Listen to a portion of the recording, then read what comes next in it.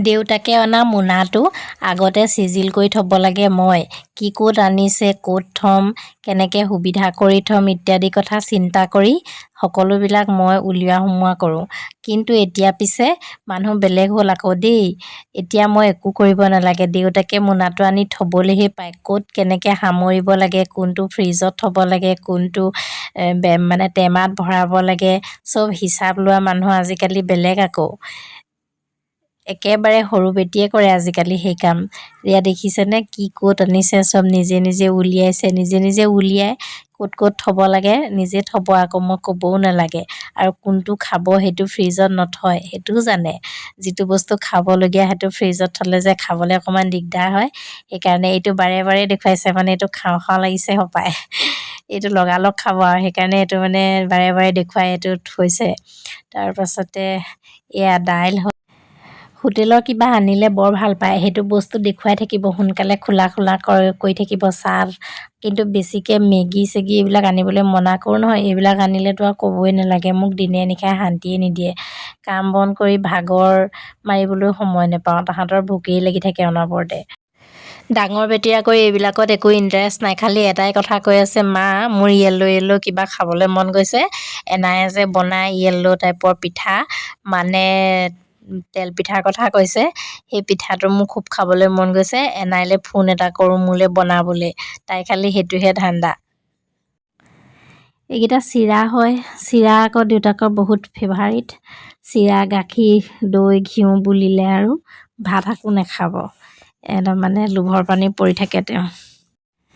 এয়া জলপানৰ লগত খাবলৈ গুড়ো লগতে। সৰু বেটীয়ে এই কামবোৰ কৰি দিয়াৰ কাৰণে ময়ো অলপ তত পাওঁ আৰু ভালেই হৈছে আৰু সৰু ছোৱালীজনীয়ে মোক কৰিছে। দেউতাকে অনা মোনাটো আগতে চিজিল কৰি থ'ব লাগে। মই কি ক'ত আনিছে, ক'ত থ'ম, কেনেকৈ সুবিধা কৰি থ'ম ইত্যাদি কথা চিন্তা কৰি সকলোবিলাক মই উলিওৱা সোমোৱা কৰোঁ। কিন্তু এতিয়া পিছে মানুহ বেলেগ হ'ল আকৌ দেই।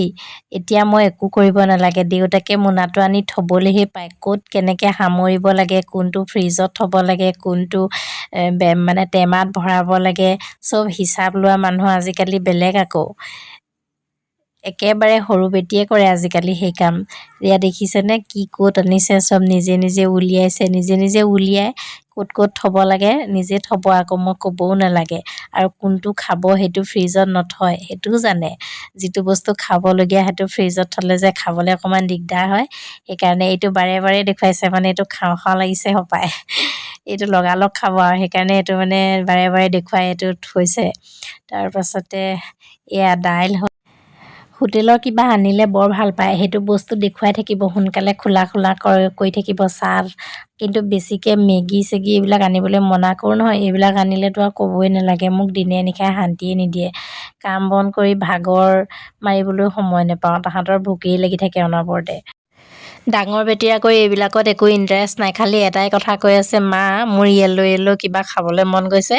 এনায়ে যে বনাই য়েল্ল' টাইপৰ পিঠা, মানে তেল পিঠাৰ কথা কৈছে।